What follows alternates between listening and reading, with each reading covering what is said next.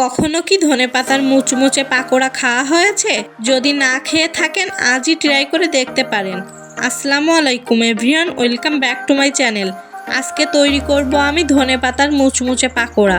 যারা ধনেপাতা পছন্দ করেন আশা করছি তাদের রেসিপিটি খুবই ভালো লাগবে। তো চলে যাচ্ছি পুরো রেসিপিতে। এখানে আমি বেশ কিছু ধনেপাতা নিয়েছি, আর পাতাটাকে আমি আগে থেকে ধুয়ে পরিষ্কার করে রেখেছি শিকড়টা ফেলে। আর কিছুটা ডাটা সহ ধনেপাতা নিয়েছি। তো চলে যাচ্ছি ব্যাটার তৈরিতে। প্রথমে একটা বলে নিয়ে নিচ্ছি 1 কাপ পরিমাণ বেসন।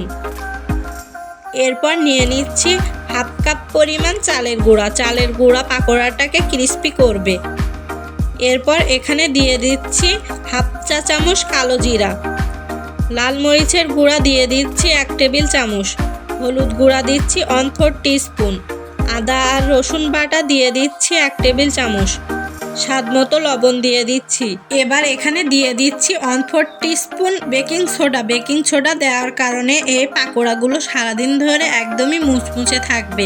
সবশেষে দিয়ে দেব 1/4 টিস্পুন গোটা জিরে। এরপর এখানে আমি অল্প অল্প করে পানি দিয়ে পাকোড়ার জন্য ব্যাটারটা তৈরি করে নেব। পানিটা একসঙ্গে দেব না, অল্প অল্প করে দেব আর মেশাতে থাকবো। এতে করে ব্যাটারের ঘনত্বটা বুঝতে সুবিধা হবে। ধনেপাতার পাকোড়া তৈরি করার সময় আমাদের ব্যাটারটা একটু ঘন করেই তৈরি করতে হবে। যখন মনে হবে এই ব্যাটারের মধ্যে আর কোনো পানির প্রয়োজন নেই, তখন একটু ভালো করে ব্যাটারটা ফেটিয়ে নিতে হবে। এতে করে পাকোড়াগুলো বেশি ফুলকো হবে। আপনাদের দেখেই বুঝে নিতে হবে ব্যাটারের ঘনত্বটা কেমন হবে। পাকোড়া তৈরি করার জন্য এখন আমার ব্যাটারটা একদমই রেডি।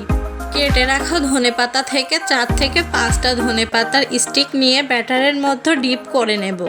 এপাশ ওপাশে করে ব্যাটারের মধ্যে ভালোভাবে ডুবিয়ে নিতে হবে। ডিপ করে নিয়ে এক্সট্রা যে ব্যাটারটা থাকবে সেটাকে ঝরিয়ে নিয়ে সরাসরি আমি তেলে দিয়ে দিচ্ছি।